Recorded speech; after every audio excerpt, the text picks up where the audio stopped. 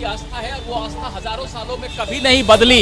ये याचिका जिस पर मैं दर्शकों को बताना चाहूंगा कि जिस पर आर्गुमेंट इस समय हो रहा है, ये प्रथम जैन तीर्थंकर आदिनाथ ऋषभ देव उनके नाम से दाखिल की गई है, क्योंकि सबसे मुख्य मंदिर जो था वो जैन मानते हैं, जैन श्रद्धालु मानते हैं कि ऋषभ देव जी का वो मंदिर था। और साथ ही साथ जो दूसरा मुख्य मंदिर था वो भगवान विष्णु का था। वहां पर वैसे तो 27 मंदिर थे, तो ऋषभ देव और विष्णु ये दोनों जो देवता हैं, भगवान ऋषभ देव और भगवान विष्णु, उनके नाम पर याचिका दाखिल हुई है। और यही कह रहे हैं कि जब उनकी मौजूदगी वहां पर है तो जगह का स्वरूप नहीं बदला है, चाहे 800 साल बीत गए हो या कितना भी समय बीत गया हो। ये तमाम बातें वो कह रहे हैं हरिशंकर जैन, और कह रहे हैं कि अयोध्या मामले में भी इसी बात की अहमियत मानी गई थी कि भगवान वहां पर हैं, श्रद्धालुओं की आस्था है, तो यही बात जो कुव्वतुल इस्लाम मस्जिद है उस पर भी लागू होती है, पूजा का अधिकार मिले। तो जज के सामने लगातार बड़ी मजबूती से हरिशंकर जैन अपनी बातें रख रहे हैं। एएसआई की तरफ से अभी कुछ नहीं कहा गया है और एएसआई ने तो लिखित जवाब दे ही दिया है, उसी का खंडन इस समय हरिशंकर जैन कर रहे हैं। हरिशंकर जैन ने देखिए आगे क्या कहा है, अंकित गुप्ता ने जानकारी भेजी है। मंदिर टूटने के बाद भी भगवान का अस्तित्व खत्म नहीं होता, यहाँ तो आज भी मूर्तियां रखी हुई हैं। तो मंदिर अगर तोड़ दिया गया था 800 साल पहले, तो इसका मतलब ये नहीं कि भगवान का अस्तित्व खत्म हो गया है। वहाँ मूर्तियां भी हैं, हिंदुओं की और जैन श्रद्धालुओं की आस्थाएं भी जुड़ी हुई हैं। उस जगह का स्वरूप नहीं बदला है, 800 साल से वही स्वरूप है और अब उसकी बहाली का समय आ गया है। ये हरिशंकर जैन लगातार अपनी दलीलों के जरिए जज को आश्वस्त करने की कोशिश कर रहे हैं कि एएसआई का जो जवाब है दरअसल वो जवाब गलत है और पूजा वहां पर होनी चाहिए जी। ये तमाम बातें इस समय चल रही हैं और जज सभी बातों को नोट कर रहे हैं लगातार।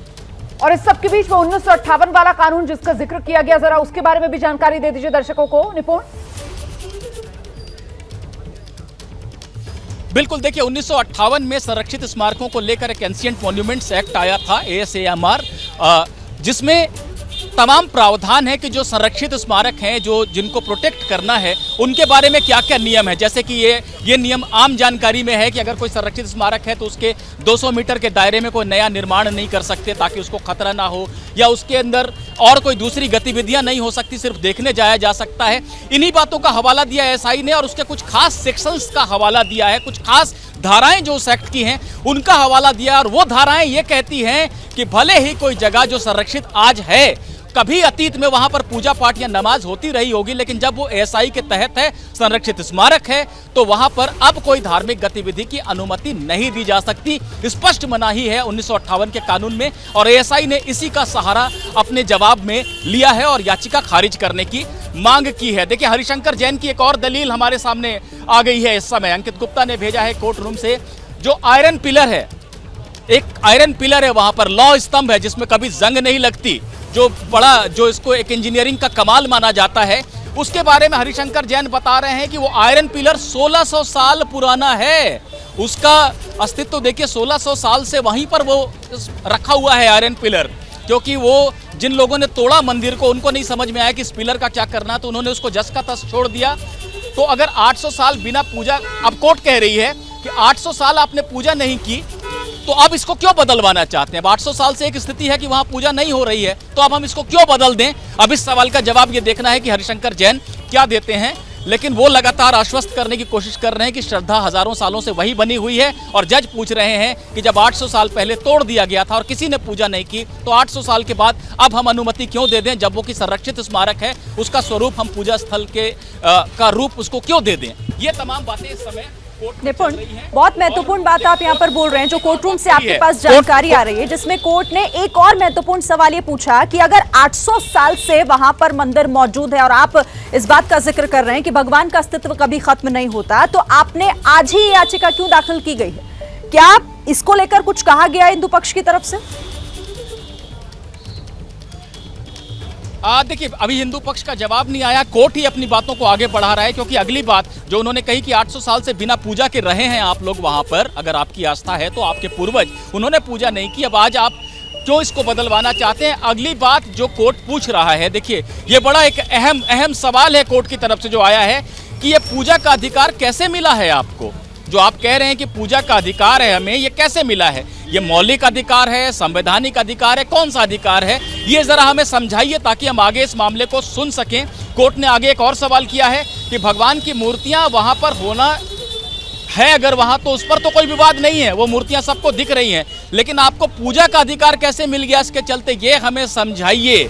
हरिशंकर जैन से स्पष्ट सवाल है कोर्ट का कि एक स्मारक है जिसमें कभी तोड़फोड़ हुई थी और तोड़फोड़ के बाद जो वहां पर बनाया गया वो भी ढह चुकी है। अब ना वहां नमाज हो रही है, ना वहां पूजा हो रही है। अब आप कह रहे हैं कि 800 साल पुरानी स्थिति को बहाल कर दो, तो कुछ अवशेष बचे हैं, कुछ मूर्तियां बची हैं, उसके चलते आप पूजा का अधिकार मांग रहे हैं। इसे हम कैसे स्वीकार करें? ये अधिकार संविधान आपको कहां पर देता है, हमें बताइए ताकि हम आगे इसको सुन सकें। तो ये सवाल कोर्ट का बड़ा स्पष्ट आ रहा है। ये बिल्कुल स्पष्ट सवाल आ रहा है अदालत का। ऐसे में क्या महत्वपूर्ण हो जाएगा यहाँ पर, निधिश्री ने जिस तरीके से वो जो मुगल मस्जिद थी उसके इमाम से बात की थी और वो जो कह रहे थे कि हम तो साहब 1976 से, सितंबर 1976 से कह रहे थे कि हम तो इस परिसर में नमाज अदा कर रहे थे, तो क्या अब वो तर्क यहाँ पर हिंदू पक्ष अपने लिए इस्तेमाल कर सकता है निपुण? हिंदू पक्ष के लिए तो ये दलील काम आएगी नहीं, क्योंकि वाकई 800 साल से वहां पर पूजा नहीं हुई है। अगर छिटपुट कोई स्ट्रे गतिविधि हुई हो, किसी ने जाकर अपनी मांग को जोर देने के लिए कोई वहां पर कुछ तिलक विलक लगा लिया हो किसी मूर्ति को, तो ये अलग बात है, लेकिन उसको पूजा, विधिवत पूजा तो नहीं कहा जा सकता है। लेकिन ये बात भी सही है कि 1976 से जो दलील मुगल मस्जिद के बारे में जो वहाँ शेर मोहम्मद दे रहे हैं, जो वहाँ के इमाम हैं, जो वहाँ नमाज पढ़वाते हैं, वो दलील भी कोर्ट में जब आएगी तो शायद टिक ना पाए, क्योंकि आप टिकट लेकर आ रहे हैं और वहाँ पर नमाज पढ़ रहे हैं, लेकिन जो कानून है उसके तहत ये गलत है। और शायद मैं बार बार सुबह से कह रहा हूँ आपसे और दर्शकों को समझाना चाह रहा हूं कि एएसआई को यह जवाब यहां पर देना था कि संरक्षित स्मारक में धार्मिक गतिविधि नहीं हो सकती। यह जवाब देने से पहले ही एएसआई के ध्यान में यह बात आई कि इसी परिसर में 1976 से एक इमारत है, छोटी सी मस्जिद है जो मुगल काल की है, जो दिल्ली सल्तनत काल की नहीं है। वहां पर 1976 से कुछ लोगों ने नमाज पढ़ना शुरू कर दिया है। तो जो नमाज रोकी गई है वो इसीलिए रोकी गई है ताकि एएसआई अपना घर मजबूत कर सके जवाब देने से पहले, क्योंकि अगर वो नहीं रोकी जाती तो हिंदू पक्ष यहां पर दावा करता कि ऐसी ही बात है तो आपने 46 साल से वहां नमाज क्यों होने दी है। तो एएसआई ने जवाब देने से पहले वहां पर नमाज रुकवाकर एक तरह से अपने पक्ष को मजबूत लेकिन ये तो एएसआई के लिए, एएसआई जो पक्ष अपना रख रहा है हलफनामे में, जिसने खासतौर से इस बात का जिक्र किया है कि ऐसी इमारत जो कि संरक्षित की गई है हमारे द्वारा, वहां पर पूजा पाठ की इजाजत नहीं, तो फिर तो कोर्ट में यह भी सवाल उठ सकता है, कोर्ट पूछ सकती है कि जब इतने लंबे समय से वहां पर एक मस्जिद में नमाज पढ़ी जा रही है तो वो भी तो कानून के खिलाफ है, आपने उस पर कोई कार्रवाई क्यों नहीं की? और अब आनन फानन में मामला सुने जाने से पहले आप उस पर रोक लगा रहे हैं।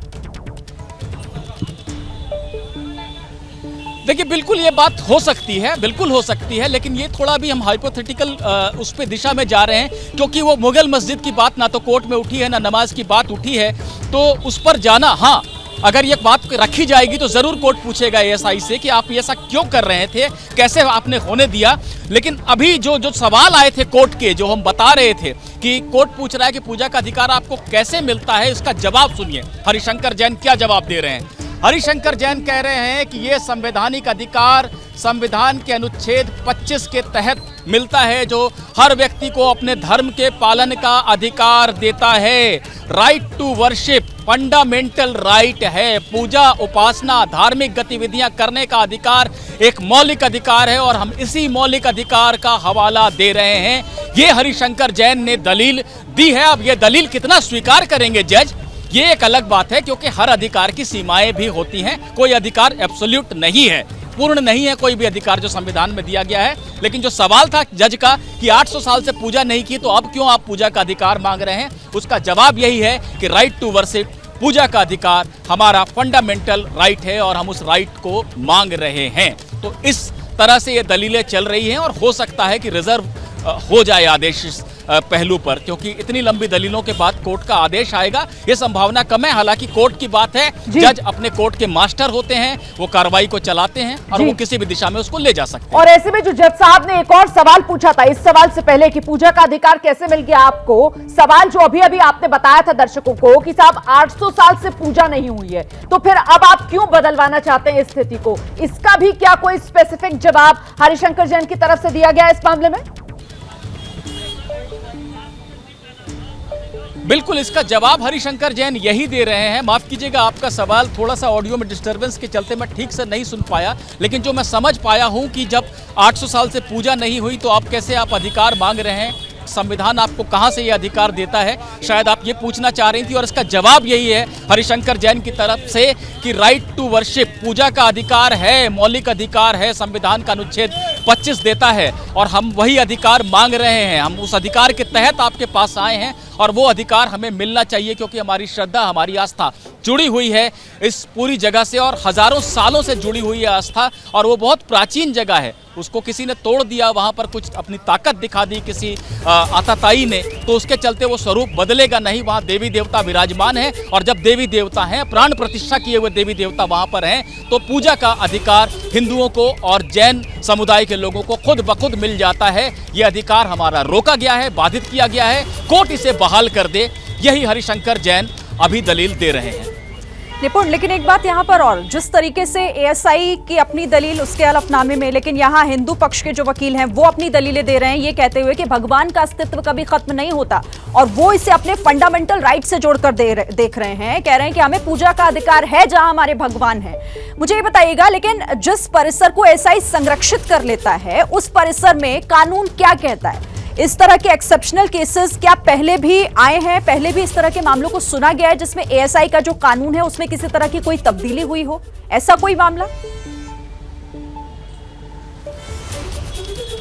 देखिए, ऐसा कोई मामला नहीं आया है कोर्ट में मेरी जानकारी में, लेकिन ये बात सच है कि बहुत से एएसआई संरक्षित स्मारक हैं जहां पर कि एएसआई अनुमति देता है।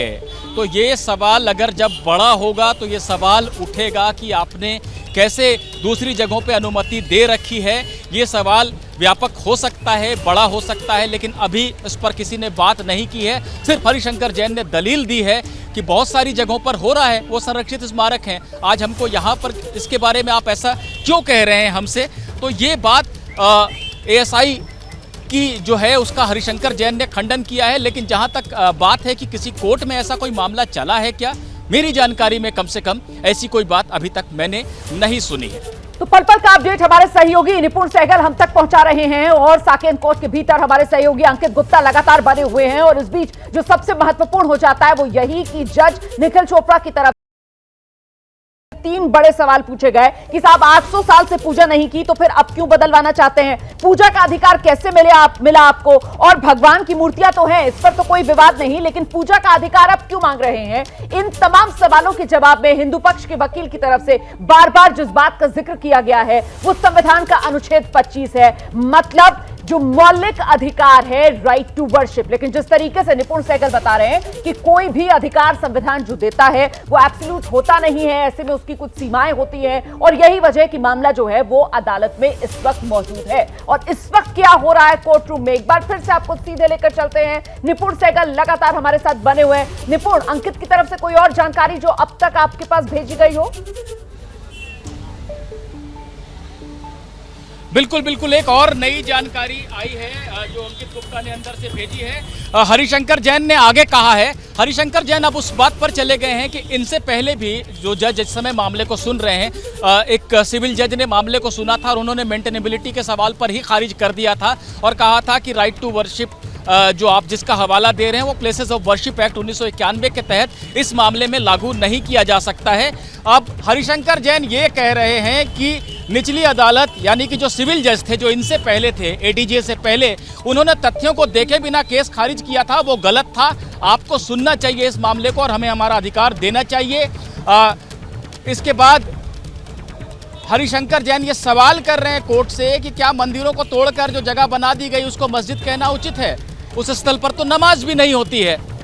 तो जब नमाज नहीं होती है, नमाज भी सैकड़ों सालों से वहां पर नहीं हो रही है और मुसलमान मांग भी नहीं कर रहे हैं कि उनको वहां पर नमाज पढ़नी है, तो जब हिंदू मांग कर रहे हैं, उनके देवी देवता वहां पर साफ नजर आ रहे हैं और वो सरकार के नियंत्रण में है, तो हिंदू वहां पर सिर्फ यही कह रहे हैं कि हमको पूजा पाठ करने दी जाए, हमारी जो मूर्तियां हैं, और सरकार ही एक ट्रस्ट बना दे, सरकार ही अपने नियंत्रण में एक ट्रस्ट बनाए, वही ट्रस्ट जीर्णोद्धार करे वहां पर जो भी धार्मिक स्थल है उनका, और हिंदुओं को सिर्फ पूजा की अनुमति दी जाए। तो इन बातों में जब हम पूजा का अधिकार मांग रहे हैं तो कोई गलती नहीं है। हरिशंकर जैन ने आगे एक बात और कही है, ये मानकर कि माहौल खराब हो सकता है, सिविल जज का फैसला न देना सही नहीं था। तो इससे पहले जो सिविल जज थे उन्होंने जब खारिज की थी इस याचिका को एडीजे के पास आने से पहले, जिस पर नोटिस एडीजे कर चुके हैं, उन्होंने ये भी कहा था कि अगर इस मामले को हम सुनेंगे तो माहौल खराब हो जाएगा। हरिशंकर जैन कह रहे हैं कि ये क्या बात हुई, अगर कोई अपना अधिकार मांग रहा है तो कोर्ट ये कैसे कह सकता है कि तुम्हारा अधिकार अगर तुम्हें दिया गया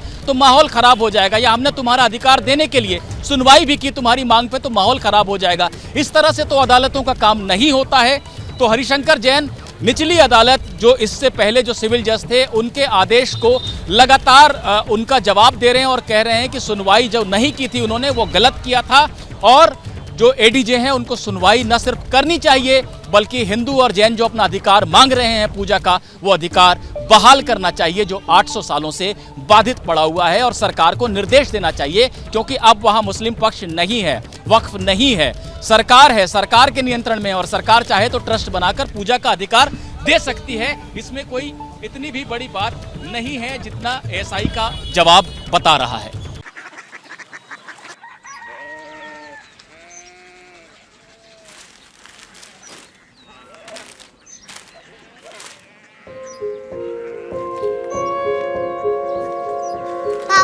बाबा कोरिया सिटी जानी ना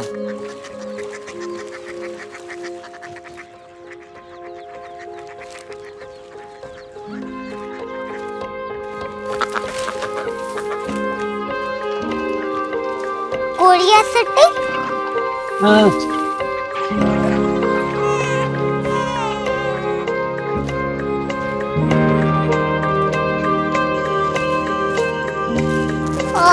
कोरिया सिटी कहाँ पे है? शहर अंग्रेजी लगे हैं।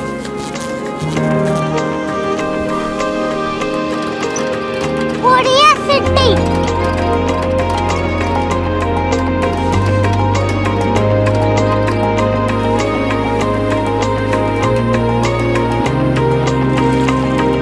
वो बहुत दूर है।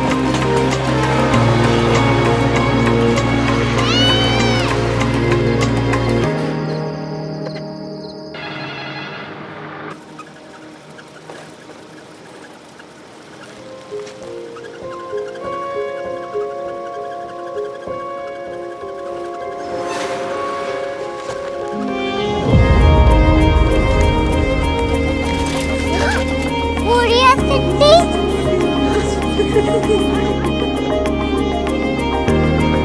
दुनिया कुछ लोग बड़े होते हैं। कोरिया सिटी कहाँ है? प्रोफेसर साहब को पता होगा। हो, ये छोटा वाला ग्लोब लगता है और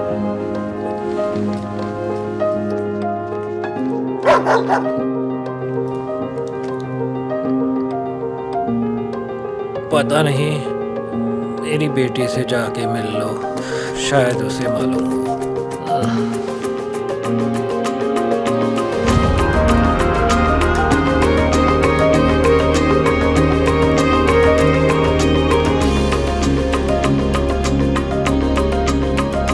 हाय, बाबा ने भेजा है। Come here. Korea city. Korea city नहीं, क्यूरियोसिटी। वो क्या? That's what brought you here? जो तुम्हें यहाँ तक ले आया। क्यूरियोसिटी।